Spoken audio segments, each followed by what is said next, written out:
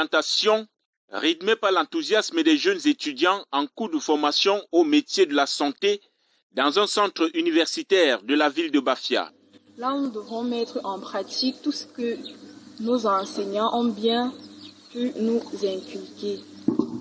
En fait, j'ai retenu que la santé est la chose la plus importante du monde entier. Je promets en fait de suivre chaque personne dans le besoin. Cette journée d'orientation a rassuré les jeunes étudiants sur leurs différents choix de formation et tous sont conscients des défis à relever. Je prends des nouvelles résolutions de me concentrer dans mes études et de devenir un grand laborantin dans l'avenir. Je prends des résolutions de respecter mes patients et mon entourage. Former les jeunes, c'est leur donner des armes efficaces d'insertion socio-professionnelle. Et les responsables des formations misent sur la formation de qualité pour donner plus d'opportunités aux jeunes formés. Surtout à la formation professionnelle qui est à l'œuvre, vous savez, avec l'émergence 2035, nous ne pourrons pas franchir ces lignes si on ne met pas l'accent sur la formation professionnelle. Donc, nous étudiants qui nous ont fait confiance, je pense qu'ils ne sont pas déçus. Aujourd'hui, qui est journée de matriculation, d'orientation, si vous interviewez chacun de ces étudiants, ils pourront vous dire beaucoup de choses positives parce que nous avons mis des sérieux et nous allons continuer à le faire. Cette journée d'orientation a précédé l'entrée en stage des jeunes étudiants qui, pendant la cérémonie d'orientation, ont reçu leur matricule.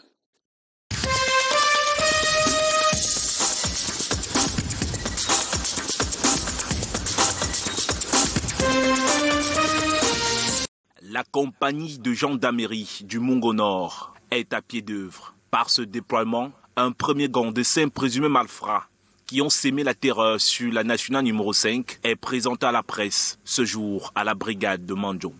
Nous mettons souvent sur place un dispositif sécuritaire pour permettre aux populations de passer les fêtes dans de très bonnes conditions.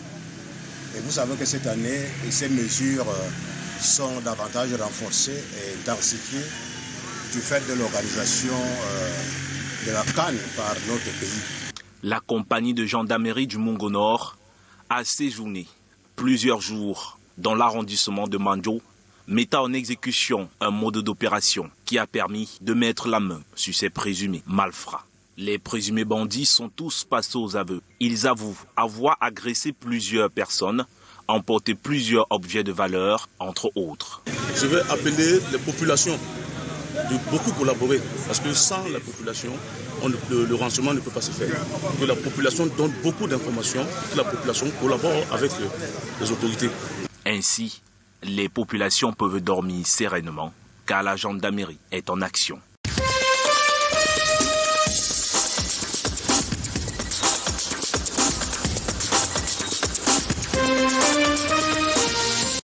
Les nièces de Konsamba met sur le marché de l'emploi 112 élèves maîtres. C'est la 62e promotion de cette école. Elle a pour nom de baptême Zifrik Etame Masoma. Je donne à votre promotion le nom de Zifrik Etame Masoma. Les élèves maîtres niveau bac y ont passé une année de formation. Ceux du probatoire 2 ans et le BEPC 3 ans.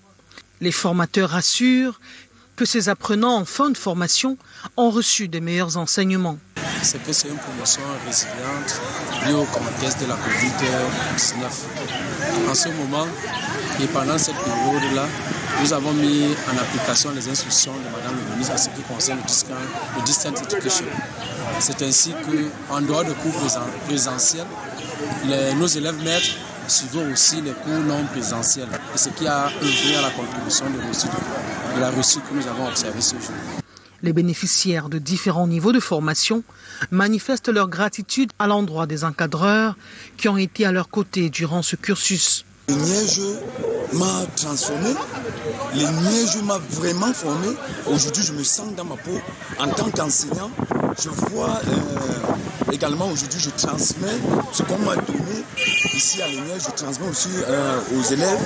Je suis vraiment comblé de joie. Cette sortie est solennelle.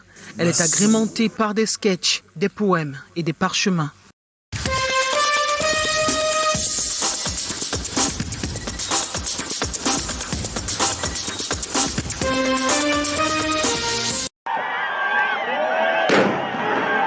Plusieurs détonations d'engins explosifs retentissent et sèment la panique générale dans les gradins du stade Kwekon avant un match. 2 dispositifs d'intervention de la police et de la gendarmerie se mettent en branle pour neutraliser les poseurs d'engins. Un demi-millier de policiers, gendarmes, sapeurs-pompiers, acteurs opérationnels multiformes mobilisés entrent en action. Nous sommes au stade de compétition de Kwekon à Bafoussam cet après-midi en pleine simulation d'attentats terroristes perpétrés le jour du match.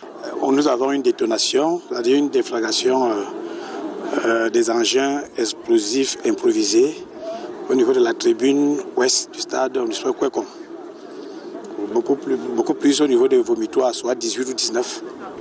Et immédiatement après, nos différentes équipes, après le visionnage au niveau de la cabine de vidéoconférence, nous faisons évoluer les troupes au niveau de ce vomitoire. Et nous demandons également à la deuxième équipe d'intervention, qui est la gendarmerie, de suivre également pour pouvoir repérer les autres tribunes. Des interventions qui se déroulent dans l'ordre, la discipline, la coordination, et cela devant toutes les autorités administratives, en compagnie des 2 généraux de brigade de la 5e région militaire interarmée. Satisfaire de la synergie d'action et satisfaire de l'implication des différentes commissions par rapport à l'organisation de la CAN ici à Bafoussam. Comme vous avez vu, cet exercice, cette simulation a impliqué les différentes catégories de forces ainsi que la commission de la santé.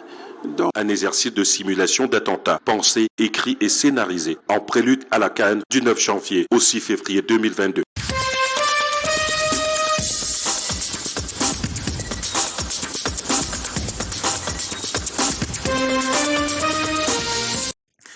Ici, à Lagdo, au barrage hydroélectrique, le constat est amer et alarmant. La faute, visiblement, à la nature. La saison pluvieuse n'a pas été généreuse. Si 60 MW étaient produits ici à Lagdo en temps normal, seulement 13 en sont produits actuellement. Nous sommes ici à Lagdo pour constater de visu la situation du barrage. La saison 2021 a été très difficile, une hydrologicité très sévère.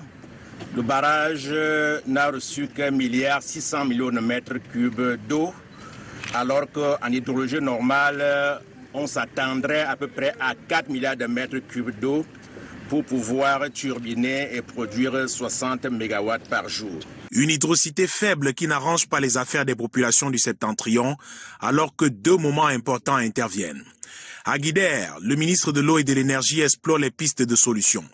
D'autres modes de production sont mis à contribution pour produire des mégawatts de plus pour desservir les populations.